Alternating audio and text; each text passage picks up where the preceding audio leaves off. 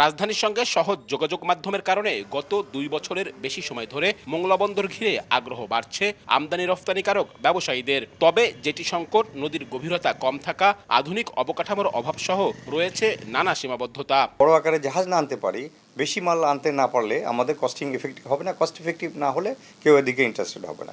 এসব সীমাবদ্ধতা বিবেচনায় নিয়ে এবার বন্দরের উন্নয়নে বড় ধরনের প্রকল্প হাতে নিয়েছে কর্তৃপক্ষ।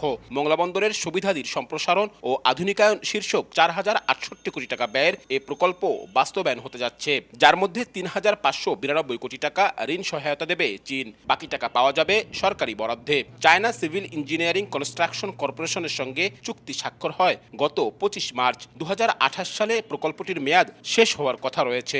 দুটি জেটি নির্মাণ করব এই প্রকল্পের আওতায়, কন্টেনার ইয়ার্ড নির্মাণ করব এবং কন্টেনার ডেলিভারি ইয়ার্ড নির্মাণ করব। আইসিটি ফ্যাসিলিটিস গুলো ডেভেলপ করব যাতে বন্দরের অটোমেশন হয়।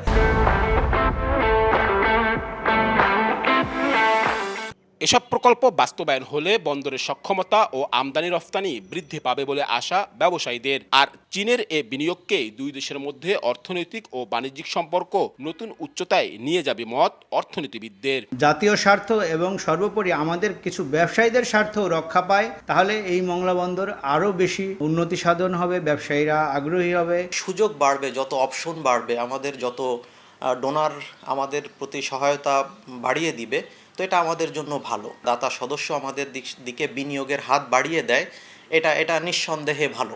সুন্দরবনের কোল ঘেঁষে পশুর নদীর পূর্ব তীরে ১৯৫০ সালে মোংলা বন্দর প্রতিষ্ঠিত হয়। বর্তমানে বন্দরের ৫টি জেটিতে ২২টি নোঙর পয়েন্টে একসঙ্গে ৪৭টি জাহাজ ভিড়তে পারে।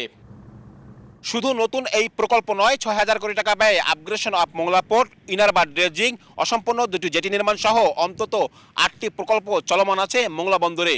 যেসব প্রকল্প ঘিরে নতুন করে অর্থনৈতিক সম্ভাবনা দেখা দিয়েছে এ অঞ্চলে, যে সম্ভাবনা কাজে লাগিয়ে আগামী দিনে সফল উপ আঞ্চলিক সমুদ্রবন্দর হয়ে ওঠাই সংশ্লিষ্টদের লক্ষ্য।